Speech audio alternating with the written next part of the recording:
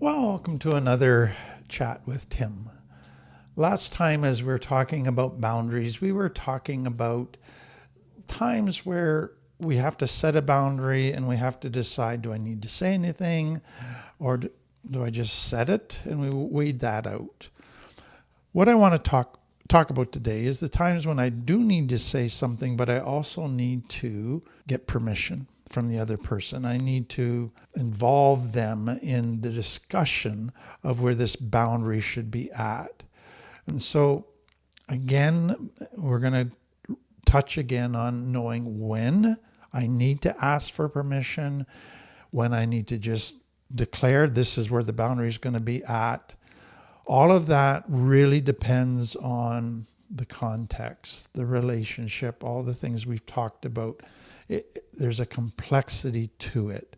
So what we said last time is you need to ask for permission when your boundary that you would like to set affects the other person, their time, their body, their space, their resources, their emotions. When it's only about your safety, then you don't even need to ask. But when it involves somebody else's stuff, then you need to involve them. And so let's kind of go through some specific things, guidelines that will help you in figuring out when to ask for permission. So if it involves their autonomy, so if you want to borrow something from another person, let's say, or if you want to do something with another person.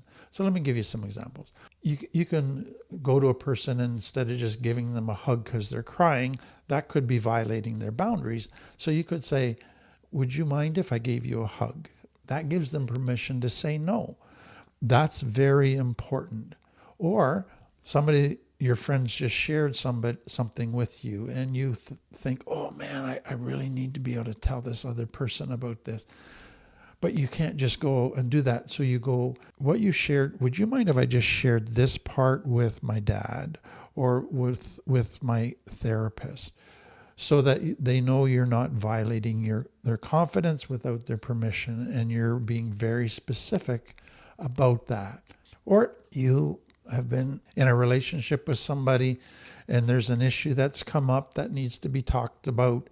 And so you just don't blurt in and say, we're going to talk about this right now, sit down and demand. You go, we've been realizing we need to talk about this. Would this be a good time? Or could we maybe set a time that would work for both of us?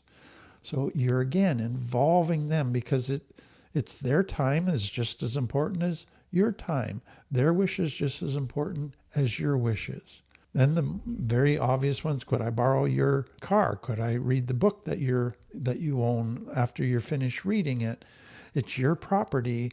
I would like to use it or borrow it, but I need your permission. So if it's theirs, their possession, their energy, their body, ask permission. Next one, if there's uncertainty about comfort, check in. If you're not sure about if I do this, is it going to make them very uncomfortable? I need to check. So let me give you some examples.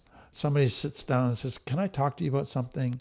And so you go, you sure can, but I need to know up front, do you want my advice or do you want me just to listen? Because if you just assume I'm going to give them advice, that could really hurt them, turn them off.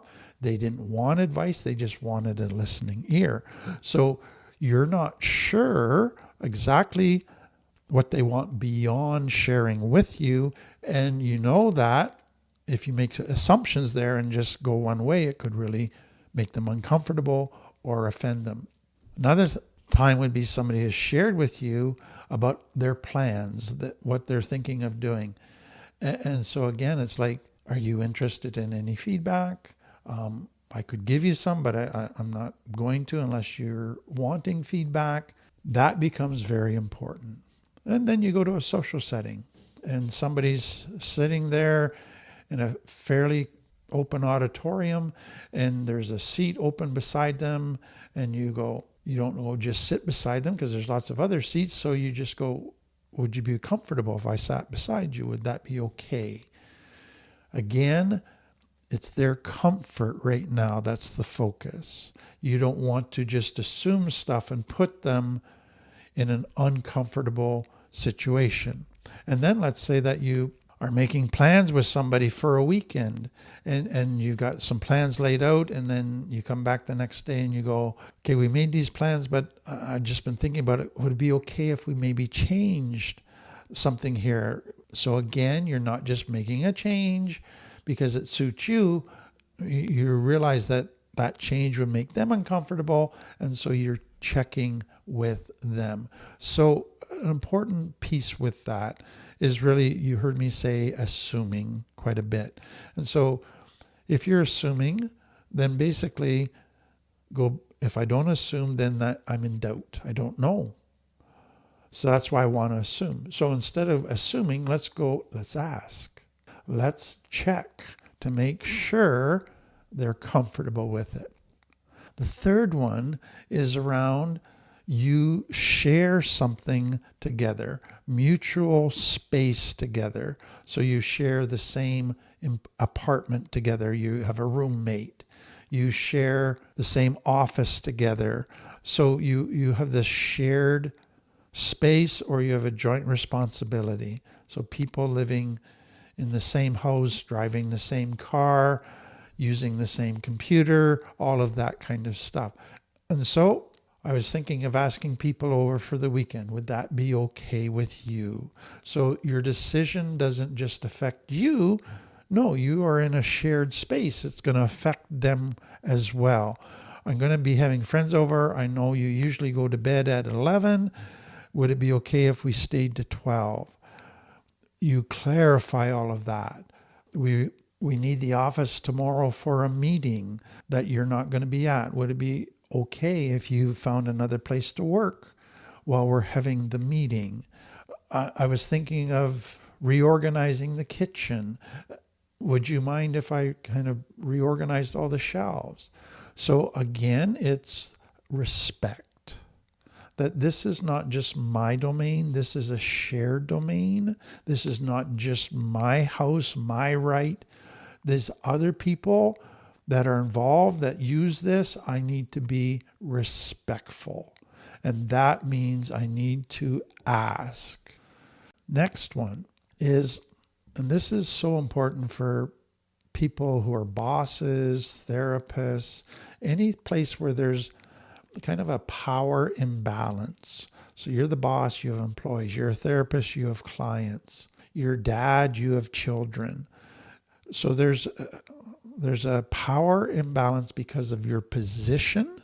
And so it's really important to ask permission, the powerful person to the person who's not so powerful, before doing something. So a therapist might say to a client who's just started to open up about some stuff, and they've got to a very painful memory. So the therapist in the position of authority could just start to go, okay, let's explore that memory. And because they're in the position of power, all of a sudden the client is getting uneasy. That's not where they wanted to go just yet. They don't feel ready. And so the person in the position of power has to realize, I can't just push that person around to do what I want. And they might just go along with it because they feel powerless against my will. So I need to ask permission. So they would say to the client, I'm so thankful you shared that memory. That took a lot of courage. Are you wanting to explore that now, or would you like to wait and come back to it later? And then a child who is crying, who's had a bad day, who's angry, the parent could just go and grab them and try to give them a hug, but the child might not be ready for that. They're still got some internal stuff they haven't resolved yet before they're ready for that hug. And so the parent might say, would you like a hug? And get permission from the child. And then you have the boss and the employee, and the boss might need to go to the employee and say, you've been working on this stuff and I like what you're doing. Would you be open to any input from me around stuff or discussion? And I want to do it as an equal, not as your boss. All of those things are so important when there's a power imbalance. Asking permission. So those again are just practical guidelines for this boundary thing. And again, I just hope you realize, wow, this boundary topic is big. There's some very basic, important concepts with boundaries, but boundaries, they go off in many, many directions with many, many factors. And again, I hope this just helps you a little bit with practical tools as you begin to learn how to set boundaries in your own life. If it was helpful, please like, subscribe, share it, make a comment. We really appreciate it. Thank you. Have a great day.